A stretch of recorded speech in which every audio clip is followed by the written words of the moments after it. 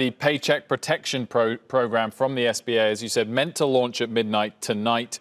But Chase, of course, part of JPMorgan, Chase saying they're about to post a statement on their website and email all their small business clients to say, quote, "We will most likely not be able to start accepting applications as of Friday, 3rd of April, as of midnight tonight, as they had previously hoped." They say in the statement, quote, "Financial institutions like ours are still awaiting guidance from the SBA, the Small Business Association, and the U.S. Treasury," though they do go on to say, "Make no mistake, we will help you, our customer, with getting access to these emergency funds."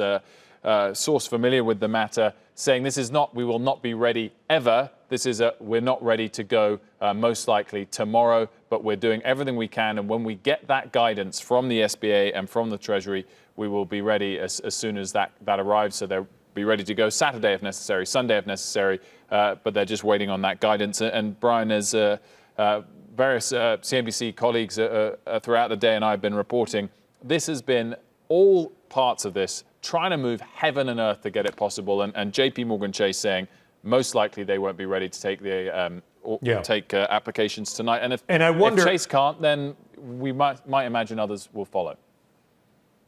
You know, that's exactly where I was going, Wilf. I want to do something a little bit weird, I guess, and that's read you a text that I got from a former colleague of ours, actually, and her parents run a 125-year-old wholesale seafood business, saying, "We've called 4 lenders, nobody would commit. The government hasn't given the banks any guidance." So that was today, by the way, and I think that wholesaler is supposed to be on our show tomorrow night to talk about it.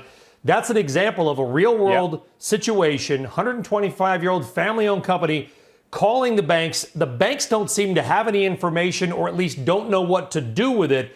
Seems like JPMorgan, Wilfred, is not going to be the only one that does what you just reported.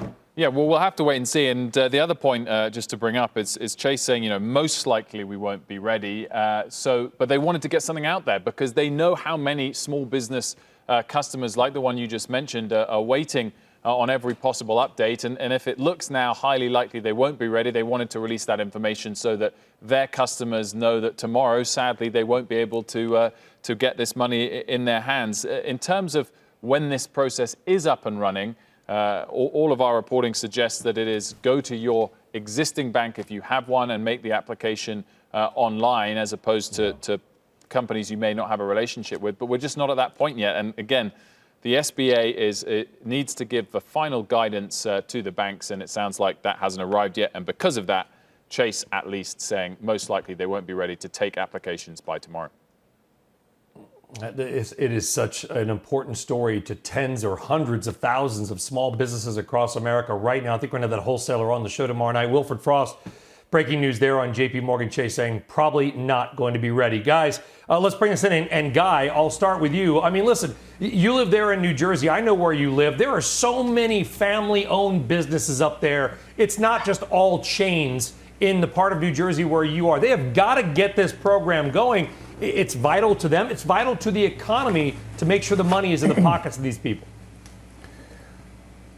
It should, it's got to happen yesterday, and it sounds like it's not happening tomorrow, which is problematic. And, when we're talking about weeks here, I'm not certain these places have weeks, and I'm sorry about my dog barking. We just got him back from the seeing eye. But I don't think a lot of these places have weeks to spare. So I understand it takes time to get these things through, but sooner is better, obviously. Yeah, and Tim, you are a small business owner, and maybe you don't need help. You're in a unique position. Maybe you do, I don't know. But, I mean, this is the back. I know we're a stock show. I get it, fast money. But this is the backbone of the United States. There's 900,000 restaurants alone in the U.S. No, it's painful. It's painful for my business. It's painful for every business on Main Street. I think the government is moving as fast as you can expect them to move. I'm reasonably encouraged that there's a policy in place. There's also some trickle-down effect from knowing that there's policy going into place from landlords, from suppliers. We have suppliers that are able to buy back unopened, and there's a lot more flexibility. They have a landlord to tell you. Obviously, we care about you putting your folks back on payroll. If you're a landlord, by the way, you love this policy because it means that ultimately your tenant can pay you because they've got the government paying their tenant, their workers. But But leaving that aside, I'll take the glass half full on this, Brian. I run a small business. It's an awful time. It's unsustainable. It's untenable. It's unsustainable. But the policy that's going into place and the understanding that everyone is going through this is making this unprecedented in terms of both the response and the reaction time, but also the tolerance level to let these businesses get as much rope as they need.